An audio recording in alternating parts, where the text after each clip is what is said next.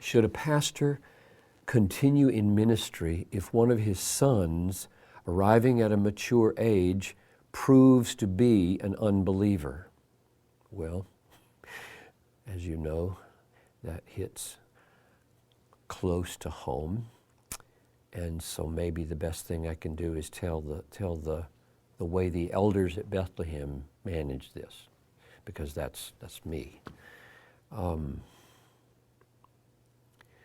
When that happened, I went to the elders and I said to them, here's the situation, and I think my son needs to be pursued by the elders as far as we can, and needs to be excommunicated if he doesn't respond.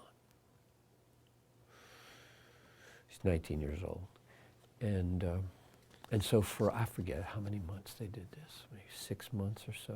And I said, and I'm willing to step back and go on a leave of absence or resign or whatever you think appropriate in this situation. And they'd never faced this before with any theological thoroughness. And so for those months, they were pursuing him,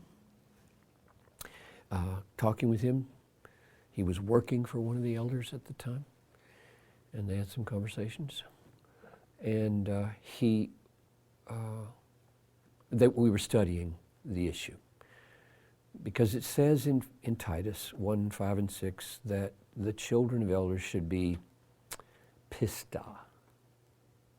Tekna is the neuter word for children, and pista agrees with it, and so it's faithful children. Now, if you just absolutize that, they must be believers, then not only would I have had to resign, but every pastor would have to resign until his children become believers. You can't have children, I mean, I'm giving you one of the arguments against it. Children become believers, they're not born believers. Unless you have a very unusual view of baptism as an infant baptizer.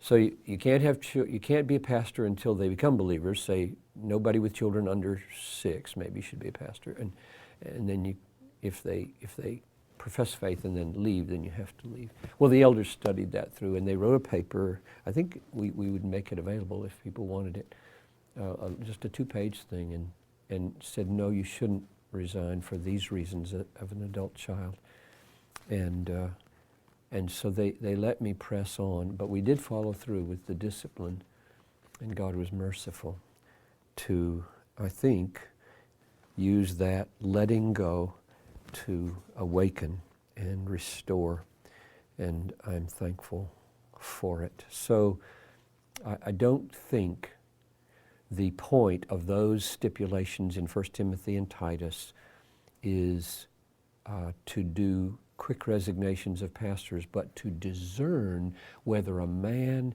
has a maturity and a giftedness to lead a well-ordered family. That's what it's for. How can you manage the flock if you can't manage your household? And good management doesn't mean perfect outcome. It didn't for God, and it doesn't